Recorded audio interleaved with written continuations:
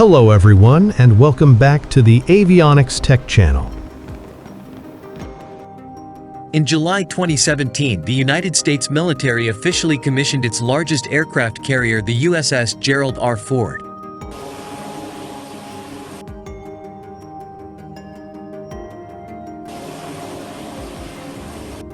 This massive carrier costs nearly $13 billion and took nearly 4 years for Newport News Shipbuilding to construct. Though this 1,100-foot-long vessel is the biggest in the world, life aboard the Gerald R. Ford will be quite similar to any other modern aircraft carrier for the 4,500 crew members assigned to the ship.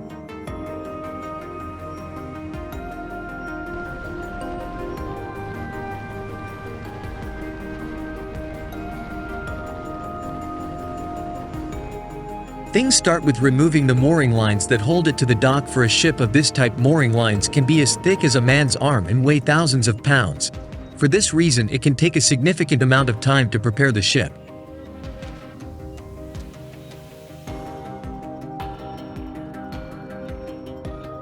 To move away from the docks once underway, the ship requires assistance in order to navigate out of the shallow water. It is typically performed by a team of tugboats, who push and pull the larger ship until it is out in deeper water. Despite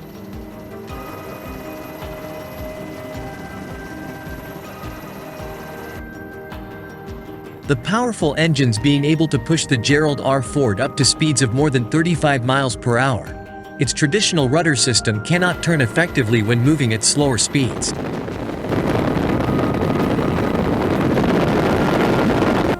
Once clear of the docks and any underwater obstacles, the aircraft carrier can continue out to sea under its own power.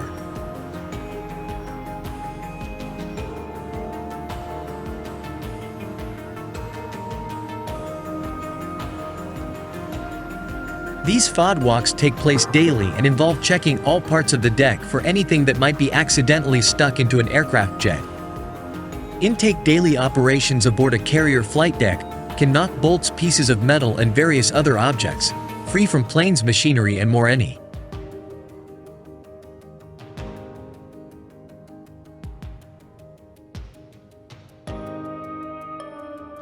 of these items could disable a multi-million-dollar plane in seconds if it passes through one of the engines unexpectedly.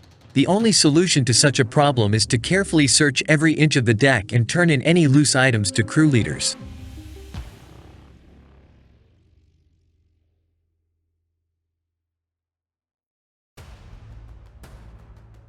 The heart of any aircraft carrier is the navigation bridge, as with previous carrier designs.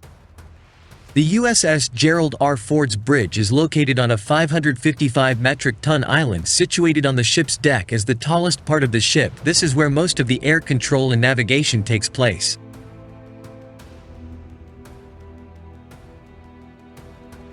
It is also where the radar and communication antennas are situated. Despite many advances in digital and satellite navigation, it is essential that teams know how to do things the traditional way.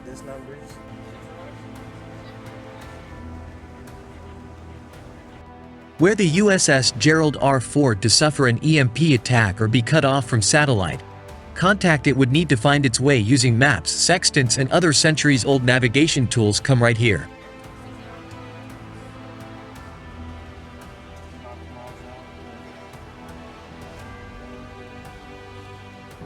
Though it's tempting to think of aircraft carriers solely as weapons of war, they are actually more akin to floating cities. With thousands of people living on board at any given time, it is imperative that the ship's culinary team be able to supply 3 regular meals, snacks, and more to their shipmates.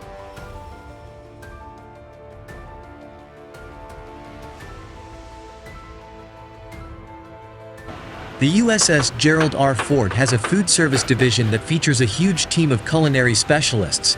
These people take a very customer-focused approach to their job, aiming to produce delicious meals that also fit the Navy's dietary and health requirements. Carrier Commissary is equipped with the same sorts of cooking equipment as a state-of-the-art restaurant, but has many more customers than even the busiest restaurant on land.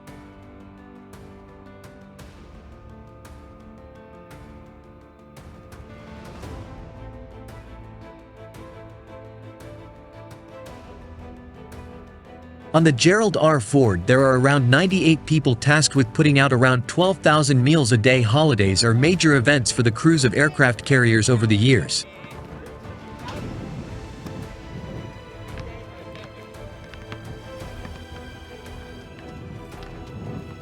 Since its launch, the Gerald R. Ford has earned quite the reputation for its dinner. The culinary team aboard the ship spends roughly 2 days prepping for the event in 2018. This event included 50 turkeys, 40 hams, and 25 cuts of prime rib.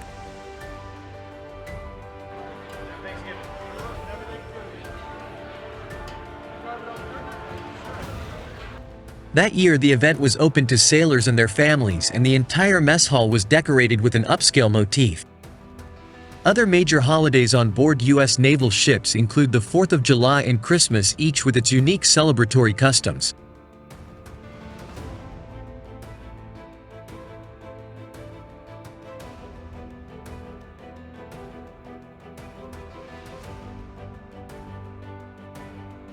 But aircraft carriers do not only come alive on special days. Crew members often throw talent shows with musical acts, magic, and more, as well as other events that give crews a chance to mingle and feel more at home. That said, readiness is still a priority. Depending on the ship and the conditions, work shifts may be split up into 12 hours or 4-hour increments.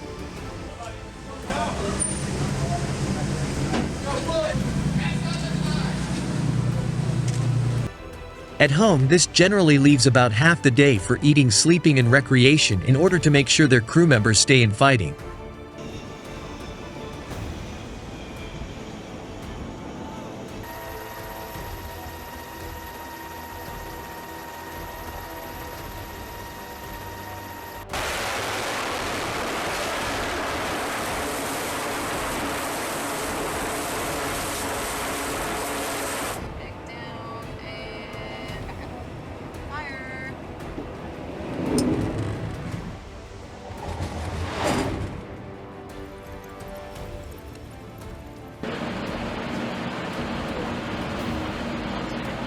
Make sure you upload and whatever.